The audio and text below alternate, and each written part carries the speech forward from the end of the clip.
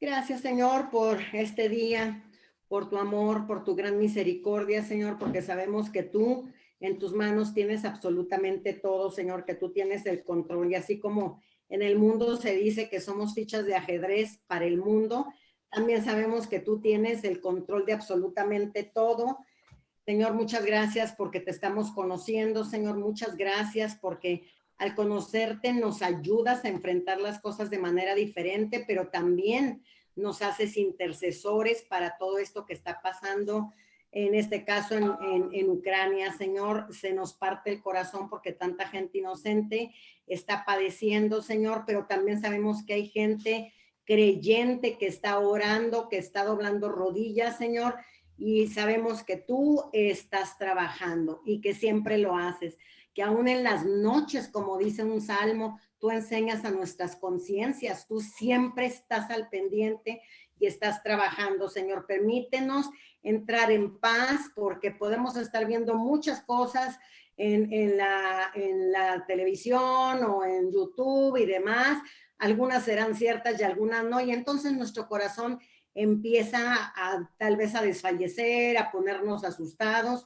Y te pedimos mucho por todos estos niños, estos jóvenes que están entrando en depresión, en pánico, Señor, que son ataques tremendísimos. ¿Por qué? Porque la situación desde hace 2 años que empezó lo del COVID ha sido complicada, se han estado encerrados en sus casas con sus padres, tal vez ha habido violencia, ha habido alcoholismo, ha habido muchas cosas, Señor, ahora que en estos 2 años la gente ha estado o hemos estado encerrados, Señor, pero tú eres fiel, tú eres maravilloso, Señor, porque aún en medio del encierro tú nos levantas y nos haces sentir libres, aún cuando estamos dentro de casa. Muchísimas gracias, Señor. A veces no encuentro palabras para darte las gracias, no las encuentro, pero sé que ahí estás cuidándonos, bendiciéndonos y que tú quieres que sigamos adelante conociendo de ti, Señor, de nuestras raíces, de todo lo que tú has hecho, Padre, porque no nos tenemos que dejar llevar por tantas cosas del mundo, sino primero eres tú, Señor. Por eso es que dice que primeramente hay que buscarte a ti y que todo lo demás será hecho. Padre, a veces nos cargamos tanto de cosas que no nos permiten fluir espiritualmente. Perdónanos por eso, Señor, porque en nuestra casa y nosotros hemos pecado, Señor. Pero por fe en nuestra casa y nosotros vamos a levantarnos para tu honra y gloria. Nuestros hijos se levantarán, Señor. Gracias, gracias por este tiempo, Señor, maravilloso, en el que vamos a aprender de tu preciosa palabra, Señor. Bendecimos este estudio bíblico que iniciará de hoy en 8 días de nuestras raíces espirituales, Señor, para poder ir entendiendo mucho mejor lo que ya está escrito, lo que es necesario que nosotros sepamos, Señor. Gracias, gracias porque eres bueno, gracias porque tu misericordia es para siempre. Y ponemos en tus manos a esta gente de Ucrania, Señor.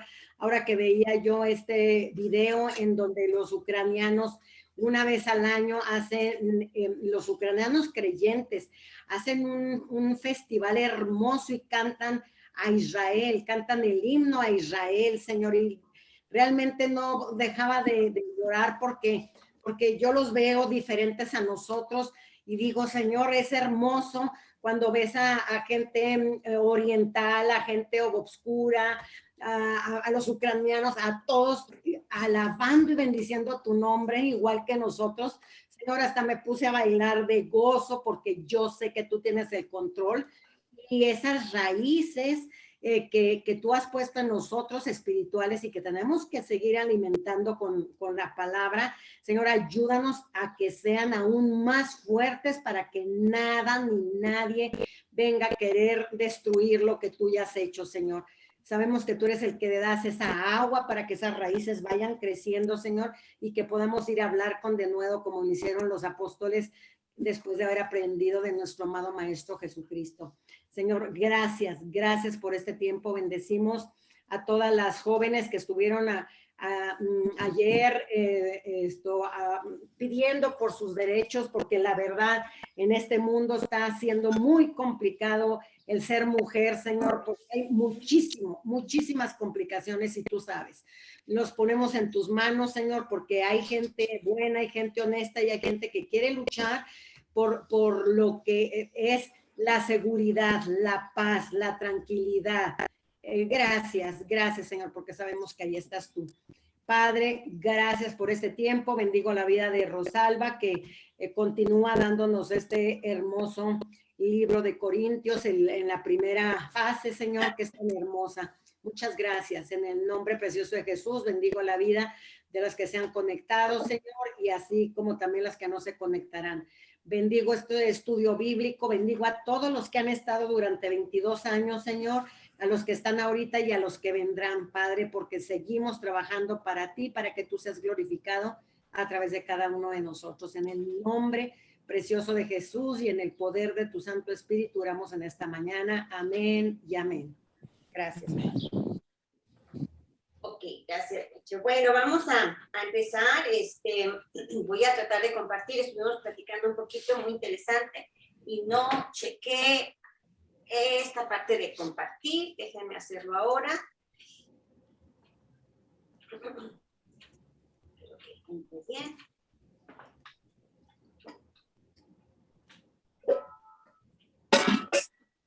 No se ve, ¿verdad? Voy a volverlo a hacer. No se ve todavía.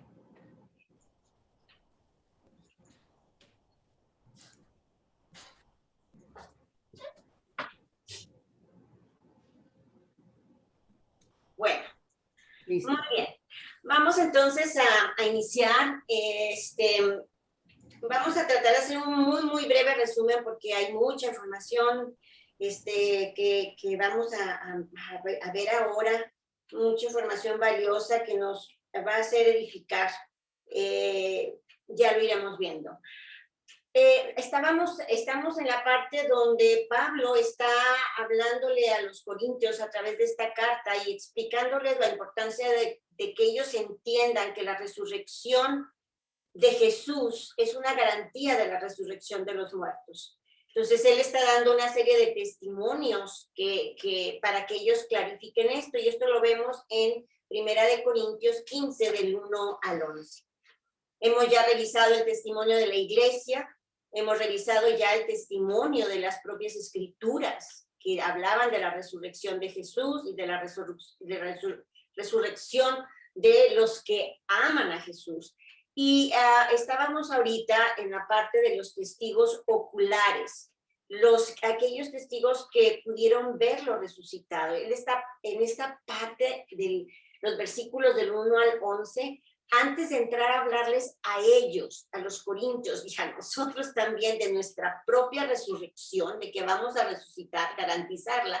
Él está dando estos primeros versículos para que la gente pueda entender, los corintios puedan entender que la base de todo fue la resurrección de Jesús. Entonces, él está reforzando la resurrección de Jesús para después poder entrar en los siguientes versículos a ver cómo entonces resucitarán todos aquellos que creímos en Jesús. Muy bien.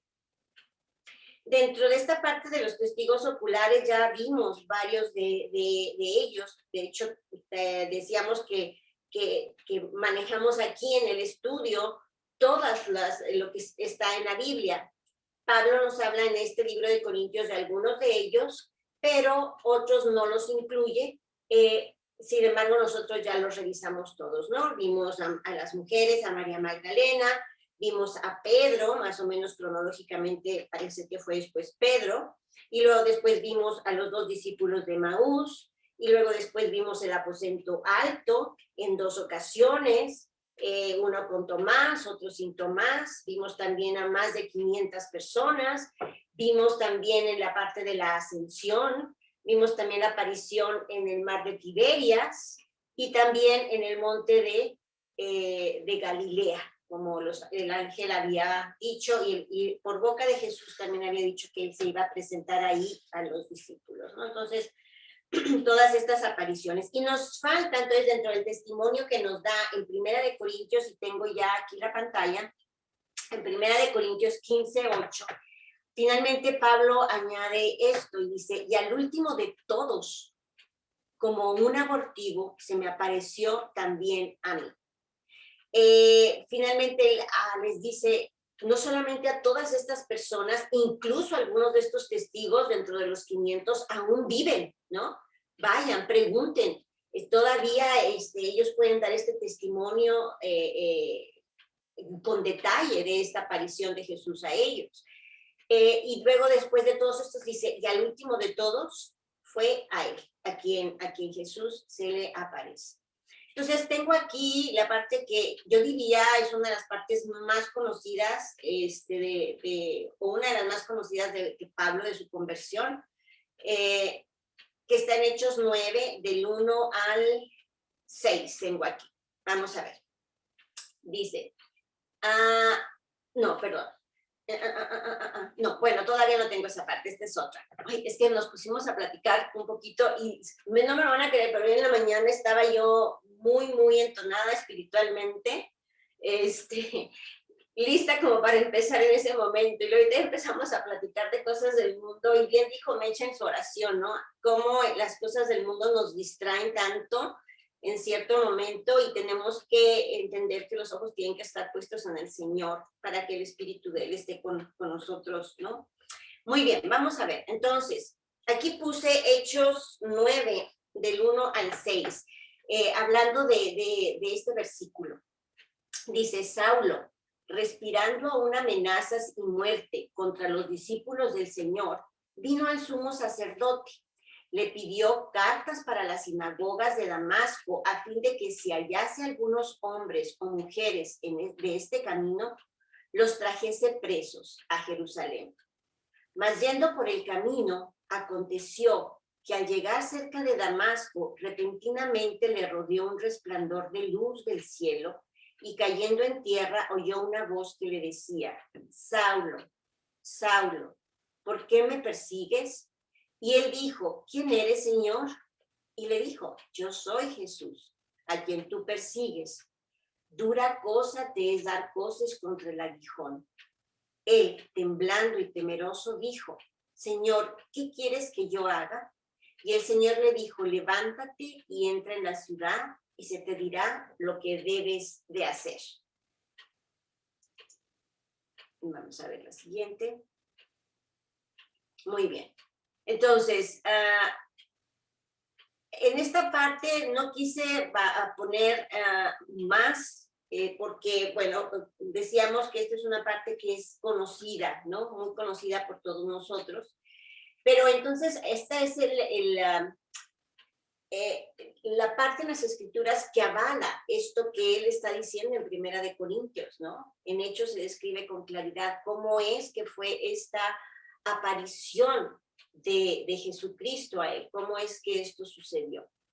Hablar de Pablo, hermanos, es hablar de un personaje maravilloso, que él fue el que finalmente empezó a formar las iglesias, hizo toda esta red de iglesias durante su trabajo misionero, ¿no? Es un hombre que también todos conocemos, no es información que no sea conocida por cada una de las personas que estamos en el estudio, que a veces uno puede preguntarse por qué fue escogido por el Señor. Yo creo que el Señor es tan maravilloso en su inmensa sabiduría que necesitaba escoger una persona que tuviera ese celo y ese amor por la palabra del Señor, por las Escrituras. Él escogió a un hombre que, si bien él estaba en la diáspora, esto es importante, es otro elemento importante. Él creció dentro de una familia hebrea, él era de la tribu de Benjamín, y dentro de los grupos religiosos que había en los israelitas, él pertenecía al grupo de los fariseos. Había 4 grupos, no vamos a entrar en eso, no es el momento, pero había 4 grupos, los más conocidos a través de las escrituras que tenemos a la mano son los fariseos y los saduceos. Pero los que eran mucho más apegados a la palabra y que buscaban a Dios estar cercanos a ser leales, digamos, y estar más cercanos al Señor, eran precisamente los fariseos.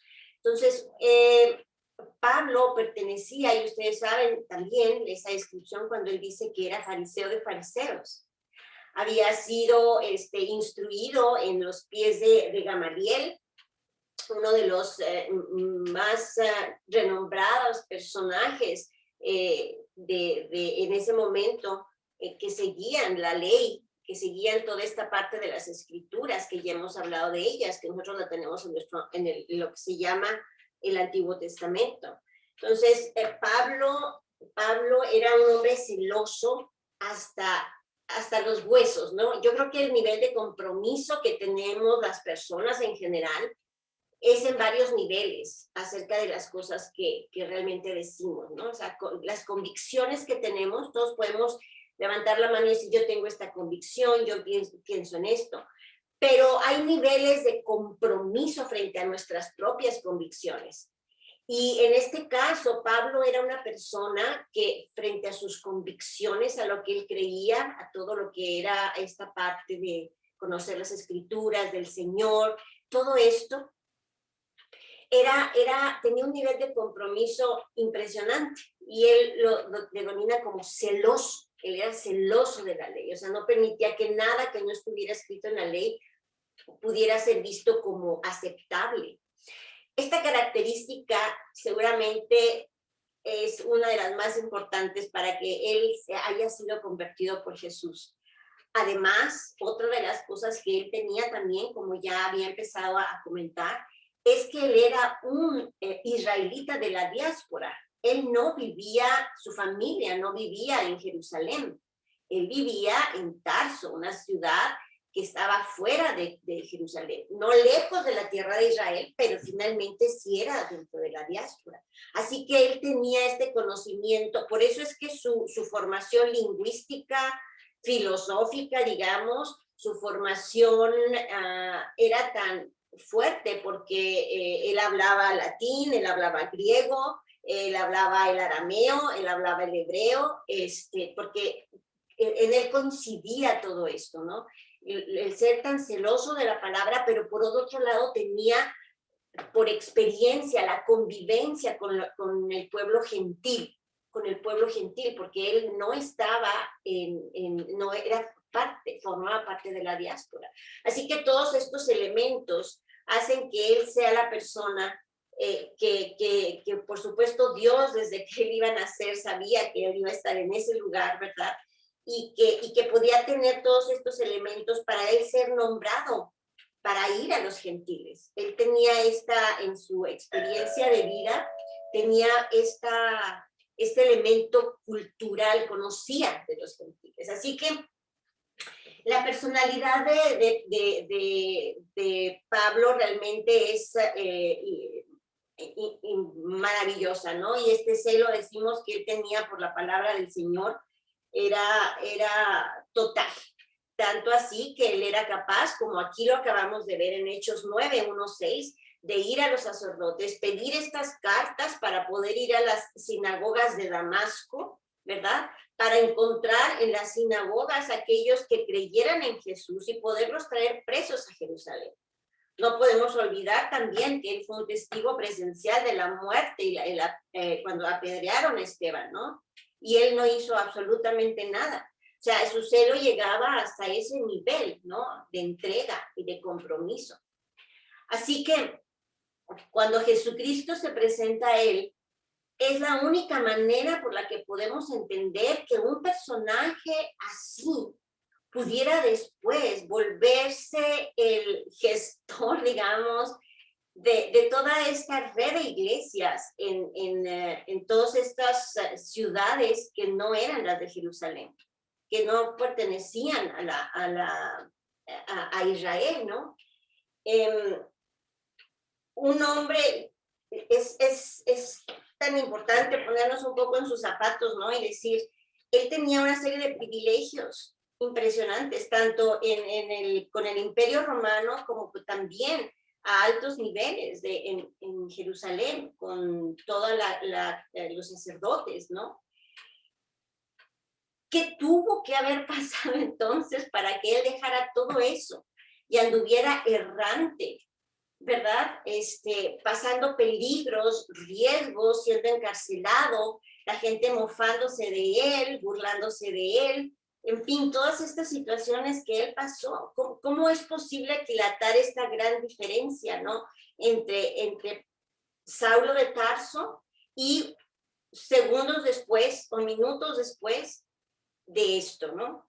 Por supuesto, Pablo, no, esto no significa que inmediatamente que Jesús se aparece hay una conversión completa. Él tuvo que pasar por un proceso como tú y como yo.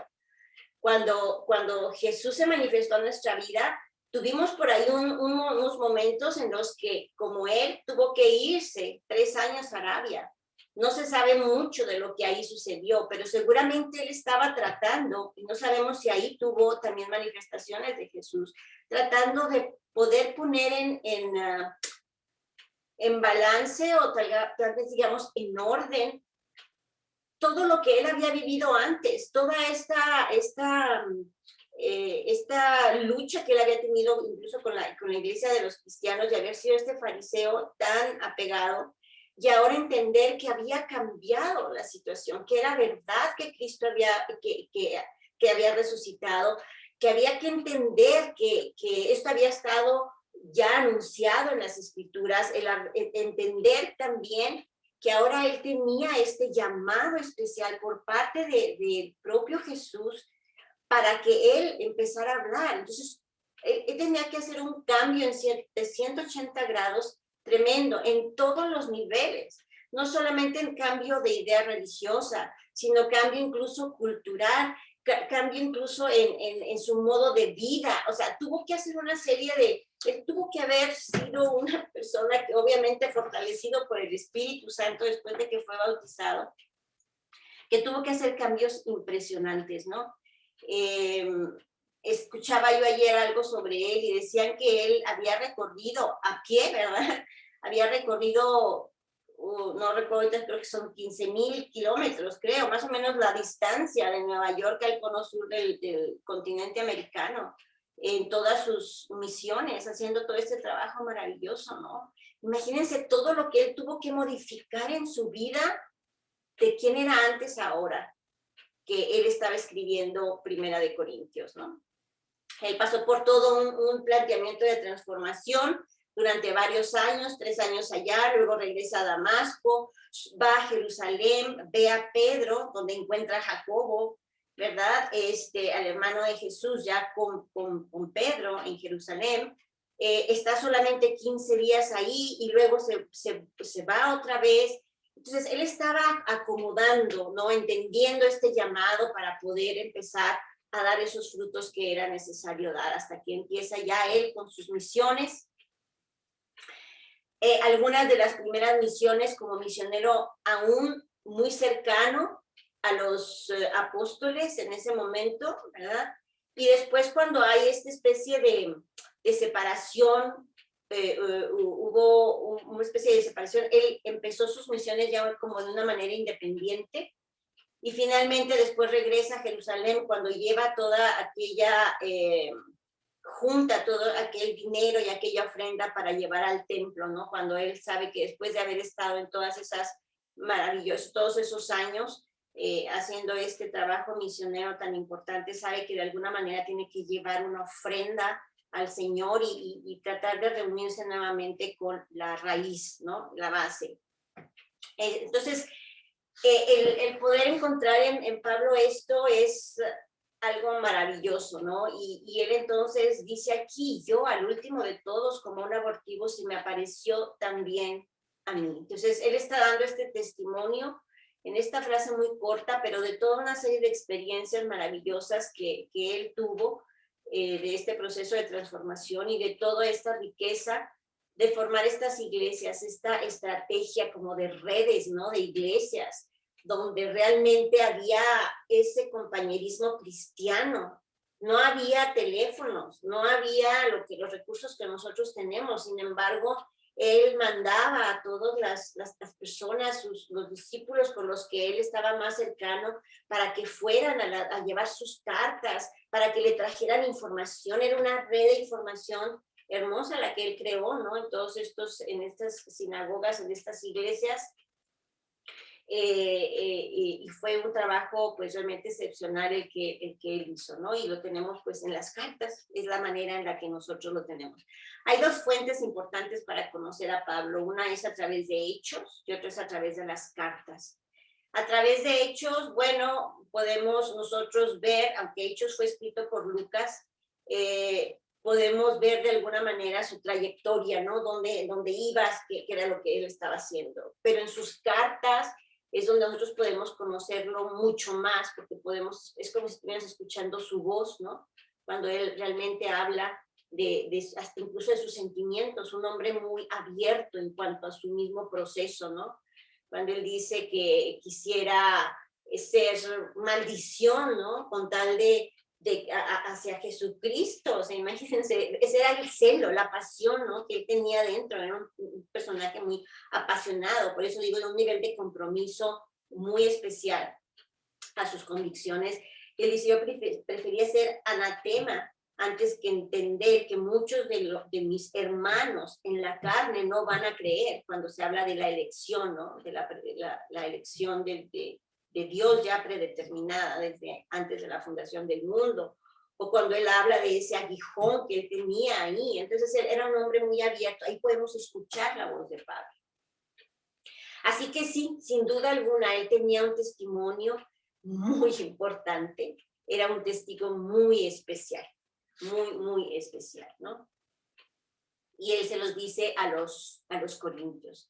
En Hechos 22, 1, 10 tenemos por aquí otra aparición de él a través de Lucas, ¿no? Donde Pablo dice esto. Bueno, se explica lo que Pablo hizo, ¿no? Varones, hermanos y padres, oíd ahora mi defensa ante vosotros. Y al oír que les hablaba en lengua hebrea, guardaron más silencio. Y él les dijo, yo de cierto soy judío, nacido en Tarso de Sicilia, pero criado en esta ciudad e instruido a los pies de Gamaliel, estrictamente conforme a la ley de nuestros padres, celoso de Dios, como hoy lo sois todos vosotros. Perseguía yo este camino hasta la muerte. Fíjense, ese es el nivel de compromiso que él tenía. Prendiendo y entregando en cárceles a hombres y mujeres, como el sumo sacerdote también me es testigo, y todos los ancianos, de quienes también recibí cartas para los hermanos, y fui a Damasco para traer presos a Jerusalén, también a los que estuviesen ahí, para que fuesen castigados. Este era Pablo, ¿verdad? O Saulo en ese momento, antes de la conversión, celoso hasta la muerte. Y bueno, tenemos aquí esta otra parte, dice, pero aconteció que yendo yo al llegar, está él también explicando en otra parte, al llegar cerca de Damasco, como a mediodía, de repente me rodeó mucha luz del cielo y caí al suelo. Y oí una voz que me decía, Saulo, Saulo, ¿por qué me persigues? Bueno, esto ya lo sabemos, ya lo vimos, yo aquí lo puse como para reforzar esta parte en varios versículos, ¿no? Aquí estamos en Hechos y en la otra parte estábamos en, déjame ver, porque yo, Hechos 9 del 1 al 6 y luego me seguí hacia, luego aquí Hechos 2, 22, 1, 10. Y luego aquí continué con la parte de Hechos, ¿no? Entonces, aquí tenemos esto, donde podemos ver este testigo tan especial. Asimismo, se relatan en Hechos otros encuentros entre Pablo y Jesús. Vamos a verlos, yo no los tenía tan claros. En Hechos 18, 9 al 10 dice, entonces el Señor dijo a Pablo en visión de noche, a manera de visión, no temas, sino habla y no calles, porque yo estoy contigo y ninguno pondrá sobre ti la mano para hacerte mal, porque yo tengo mucho pueblo en esta ciudad. Pues aquí vemos como después de esta aparición que tuvo, Jesucristo se siguió manifestando en él, ¿no? En Hechos 23:11 tenemos, a la noche siguiente se le presentó el Señor y le dijo, ten ánimo, Pablo, pues como has testificado de mí en Jerusalén, así es necesario que testifiques también en Roma. Entonces, pareciera ser entonces con estos versículos que vemos en Hechos, que había esta cercanía tan clara entre el Señor y él, que lo iba guiando lo iba reforzando, es el Espíritu de Dios, ¿verdad? Que estaba ahí con él y que lo iba reforzando en este caminar que estaba ya a él llamado a hacer.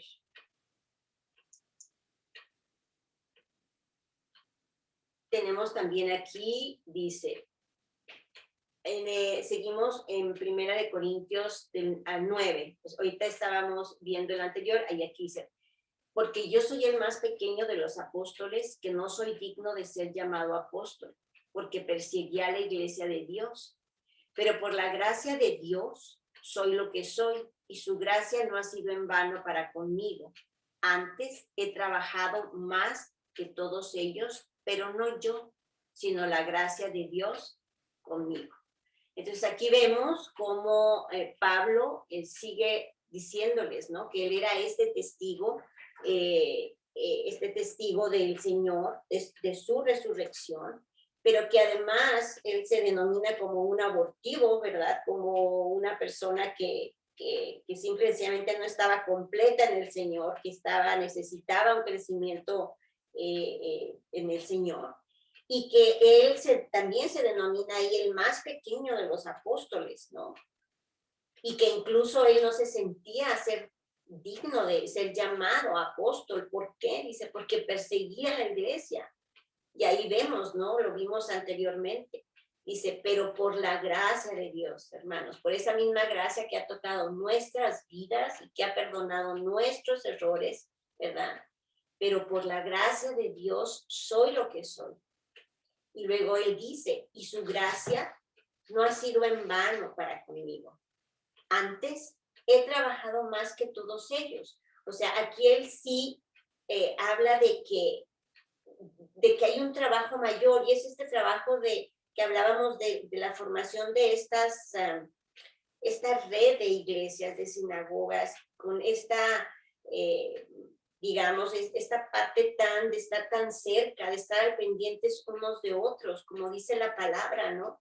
A pesar, como digo, de que no había teléfonos, de que no había todo lo que tenemos ahora nosotros, él trataba de estar cerca, de que hubiera apoyo, de mandar estas cartas explicativas. Corintios, si sabemos, por lo que hemos visto todos estos temas que hemos estado revisando con mis hermanos que han estado dando el estudio y ahorita la resurrección de muertos, que son respuestas de Pablo para todas las personas que tenían estas dudas. O sea, él siempre estuvo cerca de estas iglesias. Entonces, por eso dice que su trabajo ha sido mucho mayor, porque él ha estado en muchos más lugares, ha hecho estos recorridos, estamos hablando de estas distancias, ¿no? Los apóstoles, Pedro y los demás, incluyendo, dijimos, a Jacobo, que se volvió un líder muy importante, y de todos los demás que no sabemos mucho qué fue lo que pasó con ellos, sí podemos decir que ellos básicamente se quedaron en Israel, ¿no? Básicamente en lo que era la parte de Jerusalén y los alrededores, ellos se quedaron ahí. Entonces el trabajo a distancia, digamos, que emprendió fue mayor el de Pablo, ¿no? Pero luego después, a pesar de que él dice, antes he trabajado más que todos ellos, él también dice, pero no yo, sino la gracia de Dios conmigo. Muy bien, entonces cuando él relata todo esto, tenemos un versículo que está hablando también de lo mismo. Cuando él escribe a Timoteo, en 1 Timoteo 1, del 12 al 13, dice, doy gracias al que me fortaleció, a Cristo Jesús nuestro Señor, porque me tuvo por fiel, poniéndome en el ministerio, habiendo yo sido antes blasfemo, perseguidor e injuriador, mas fui recibido a misericordia, porque lo hice por ignorancia en incredulidad. Entonces, él en ningún momento olvidó que todo esto había sucedido por la gracia y la misericordia de Dios. Esta aparición fue lo que generó ese cambio. Esta aparición y todo lo demás que pasó, no sabemos lo que pasó en esos 3 años, que yo creo que fueron muy importantes, cuando él sale de Damasco y está estos 3 años afuera, donde él estaba ordenando sus ideas, muy probablemente tan cerca del Señor que se le manifestó de muchas formas, ¿no? Tratando de que él pudiera dar este cambio. Él era un ser humano como nosotros, ¿no?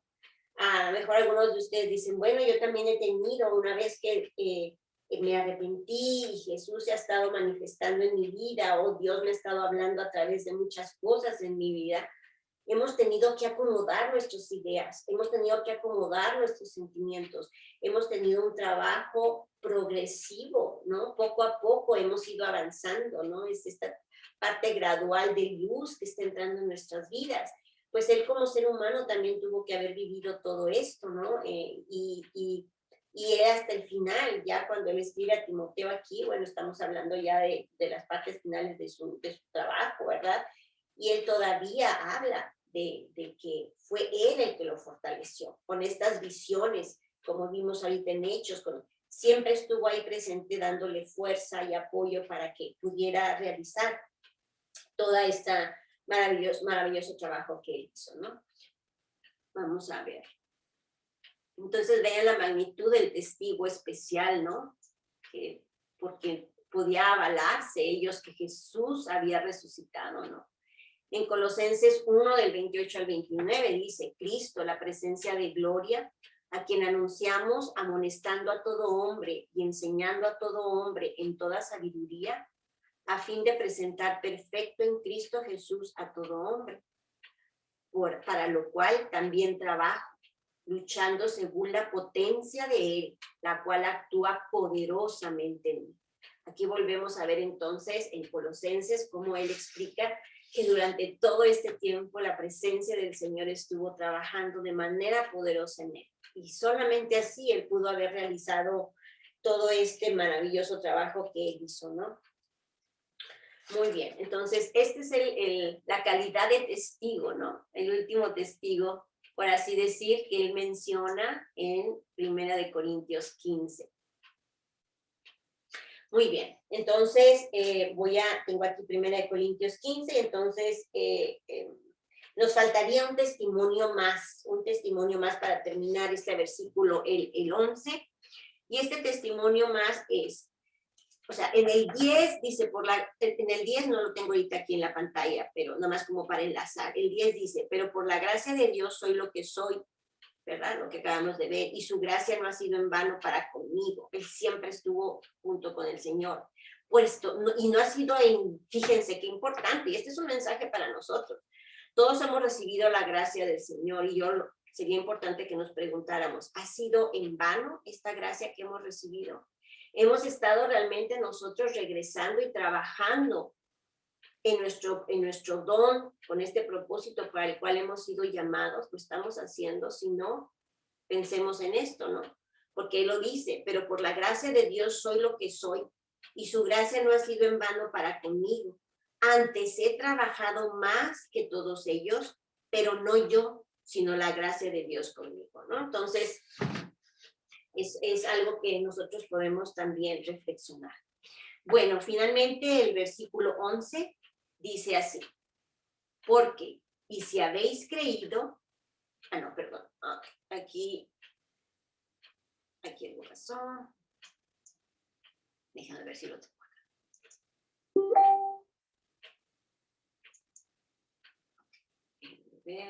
Muy bien, dice, aquí yo creo que no se me, no sé por qué. Ok. Hay otro testimonio que es el testimonio del mensaje común, digamos, en el 11, porque dice así, dice, porque o sea yo, o sea Pablo, o sean ellos, así predicamos y así habéis creído. Entonces, en este solo versículo, él está hablando de que no solamente él, sino todos los demás que han predicado, ¿verdad? Si así han creído, lo han testificado, que Jesucristo había resucitado. Entonces, aquí pusimos, ¿qué significa sea yo o sean ellos? La pregunta que uno puede hacerse es el testimonio de quiénes estaba hablando, quiénes son ellos, de quiénes estaba hablando Pablo. Entonces, diríamos, estaba hablando de los apóstoles, del mismo Pablo, de los 500, de Jacobo, de las mujeres, los que presenciaron la ascensión, pero además todos los que habían visto resucitado a Jesús, más todos aquellos que creyeron en su resurrección aún sin haberlo visto. Ese es el mensaje común. Ese es el mensaje común donde él dice, ya sea yo o sean ellos, así predicamos, ¿no? Entonces, les está diciendo, no soy solamente yo, somos muchísimos los que los hemos visto, y aún aquellos que no lo han visto, pero que saben que esta es la verdad. Ese es lo que ellos estaban predicando. Entonces aquí él estaba hablando de un mensaje común entre todos ellos, ¿no? Mensaje común que continúa hasta nuestros tiempos. Entonces vamos a hablar un poco, la predicación de todos, y todos predican esto, es el mensaje común. Y entonces la pregunta es, la siguiente pregunta, primero, ¿quiénes? ¿No? Tenemos que preguntar y discernir las escrituras, ¿no? Es maravilloso, pero tenemos que profundizar y decir, bueno, ¿quiénes? Entonces ya sabemos quiénes, todos los que vieron la resurrección, a Jesús resucitado, pero también todos aquellos que aún sin verlo creyeron a través de la boca de ellos, ¿no? Había un mensaje común. Y luego la pregunta es, dice, así es que predicamos. Y entonces la otra pregunta sería, ya sabemos quiénes, ¿cuál sería el mensaje? Y entonces yo, tratando de encontrar las escrituras que más nos refirieran a esto, a qué Pablo, de lo que Pablo estaba hablando, hay este pasaje, es un poco extenso, que ya lo habíamos leído en otro momento, pero que yo creo que es muy importante que lo volvamos a repetir ahora en este contexto del mensaje común. Porque dice, discurso de Pablo en Antioquía de Pisidia, dice, Pablo y sus compañeros zarparon de Pafos y llegaron a Perge de Panfilia, pero Juan, apartándose de ellos, regresó a Jerusalén. Mas ellos, saliendo de Perge, llegaron a Antioquía de Pisidia y en el día de reposo entraron a la sinagoga y se sentaron.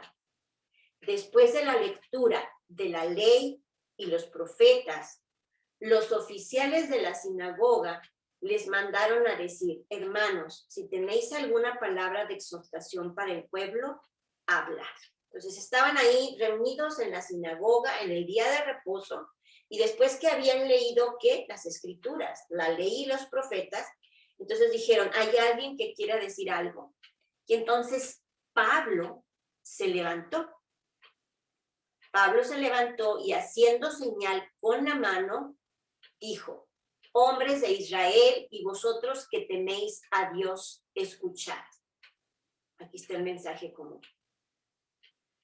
El Dios de este pueblo de Israel escogió a nuestros padres y engrandeció al pueblo durante su estancia en la tierra de Egipto. Y con brazo levantado los sacó de ella. Y por un periodo como de 40 años lo soportó en el desierto. Después de destruir 7 naciones en la tierra de Canaán, repartió las tierras en herencia.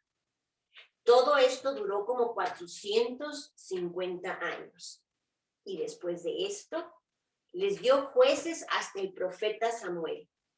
Entonces, ellos pidieron un rey y Dios les dio a Saúl, hijo de Cis, varón de la tribu de Benjamín.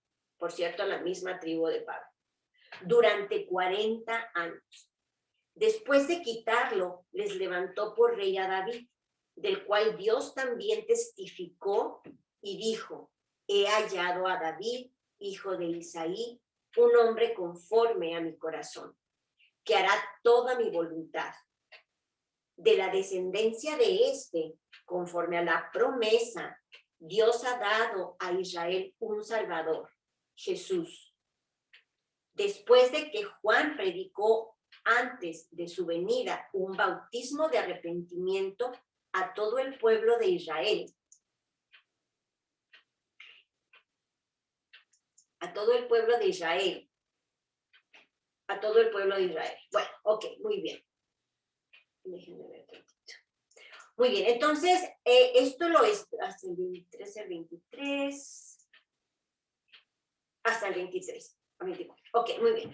Entonces, sigue obviamente Pablo hablando, es cuestión de que ustedes lo revisen, pero aquí lo importante es ver cuál era el mensaje común, ¿no? O sea, y esta es una manera de resumirlo. El mensaje común era precisamente que toda esta historia, acuérdense que ellos aquí dice que estaban leyendo ¿qué? Estaban leyendo las escrituras, ¿no? Las escrituras, lo que nosotros ahora conocemos como Antiguo Testamento, que es la base y es la raíz. Entonces Pablo dice, después de hablar de toda esta historia, ¿verdad?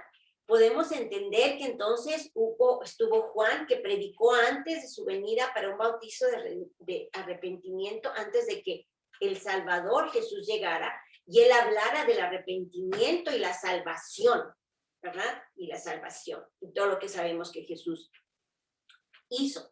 Entonces, esto sería parte de ese mensaje común. Todas las personas que habían visto la resurrección de Jesús tenían que entender que esto había estado ya escrito, que es el testimonio de las Escrituras, y que todo se estaba cumpliendo conforme a la voluntad de Dios. Entonces, este era el mensaje que ellos estaban mandando a todos los lugares. En Mateo 9, del 25 al 36, tenemos: recorría Jesús todas las ciudades y aldeas, enseñando en las sinagogas de ellos. ¿Ok? Enseñando, Jesús recorría las ciudades, enseñando en las sinagogas y predicando el evangelio del reino de Israel, y sanando toda enfermedad y toda dolencia en el pueblo. Y al ver las multitudes tuvo compasión de ellas, porque estaban desamparadas y dispersas como ovejas que no tienen pastor. Entonces aquí estamos hablando de que Jesús entonces predicaba el evangelio del reino, de la salvación del reino. Pero aquí estamos hablando del reino de Israel. Él lo que quería era traer a las ovejas perdidas del reino de Israel. Entonces, él sanaba las enfermedades de ellos, sus dolencias, y veía a estas multitudes y las veía dispersas y desamparadas como ovejas. En Mateo 15, 21 a 24 dice: saliendo Jesús de ahí, se fue a la región de Tiro y de Sidón. Y aquí una mujer cananea que había salido de aquella región clamaba diciéndole: Señor, hijo de David, ten misericordia de mí. Mi hija es gravemente atormentada por un demonio. Pero Jesús no le respondió palabra. Entonces, acercándose sus discípulos, le rogaron diciendo: despídela, pues da voces tras nosotros. Y él respondiendo dijo: no, porque soy enviado sino a las ovejas perdidas de la casa de Israel. Entonces, esto es lo que ellos estaban testificando. Este era el mensaje común. Marcos 9, 30, 31. Habiendo salido de ahí, caminaron por Galilea, y no quería que nadie lo supiese, porque enseñaba a sus discípulos y les decía: el Hijo del Hombre será entregado en manos de hombres y le matarán, pero después de muerto resucitará al tercer día. Entonces, también estamos hablando aquí de que esto era lo que Jesús hablaba. Él ya les había dicho que él iba a resucitar al tercer día, ¿no? Entonces, todo esto es el mensaje del que ellos hablaban, de toda esta historia del pueblo de Israel, de las palabras de Jesús directamente. Era lo que, este era el mensaje común, ¿no? Y entonces en Juan 11, 25, y les dijo Jesús: yo soy la resurrección, la vida, el que cree en mí, aunque esté muerto, vivirá. Entonces, estos eran este testimonio común que quienes estaban haciendo, ya lo mencionamos, ¿no? Y todo esto lo podemos ver solamente en este pequeño versículo. En Hebreos 1 al 3 dice, Dios, habiendo hablado muchas veces, de muchas maneras, en otro tiempo, a los padres por los profetas, en estos posteros días nos ha hablado por el Hijo. O sea, Dios estuvo hablando de muchas maneras, de muchas formas, a los padres a través de los profetas. Estamos hablando de toda esta historia de la que Pablo se levantó e hizo un resumen, ¿no? De cuando cómo se formó el pueblo, cómo fue sacado y estuvo por el desierto, luego cuando fueron entregadas esas tierras después de haber ganado a 7 ciudades de Canaán, y luego que quisieron esos jueces, y luego que hicieron los reyes, etcétera. Entonces, Dios les habló de muchas maneras a los padres por los profetas. Hace años, este es el mensaje, pero en estos postreros días nos ha hablado por el Hijo, a quien constituyó heredero de todo y por quien asimismo hizo el universo, el cual siendo el resplandor de su gloria, la gloria de Dios, y la imagen misma de su sustancia, o sea, Jesús era el resplandor de la gloria de Dios y la imagen misma de la sustancia de Dios. Por eso es que se le llama Emmanuel, Dios con nosotros, ¿no? Y quien sustenta todas las cosas con la palabra de su poder, habiendo efectuado la purificación de nuestros pecados por medio de sí mismo, se sentó a la diestra de la majestad en las alturas. Esto de Hebreos también me parece muy importante ponerlo porque era parte también del mensaje que se estaba dando en ese momento. Hasta donde se entiende hebreo, no se sabe quién fue quien lo escribió, pero de todas maneras era una persona que estaba hablando de ese mismo mensaje. ¿Se fijan cómo es el mismo mensaje que Pablo dio allá en este lugar del que hablamos? ¿No? Muy bien. Hechos 3:18. Pero Dios ha cumplido así lo que había antes anunciado por boca de todos sus profetas, que su Cristo había de padecer. Hechos 10:41-44. Y a este levantó Dios al tercer día e hizo que se manifestase, no a todos, no a todo el pueblo, sino solamente a los testigos que Dios había ordenado de antemano. Sí, por ejemplo, aquí una pregunta interesante que podemos hacernos es, ¿por qué Jesús no se manifestó a Herodes, por ejemplo, al sumo sacerdote? ¿Por qué no se le presentó a ellos para decir, miren, aquí estoy? No.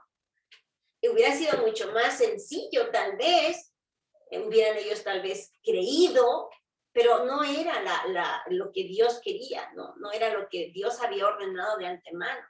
Él solo hizo, después de que lo levantó al tercer día, dice aquí, hizo que se manifestase no a todo el pueblo, sino a los testigos que Dios había ordenado de antemano.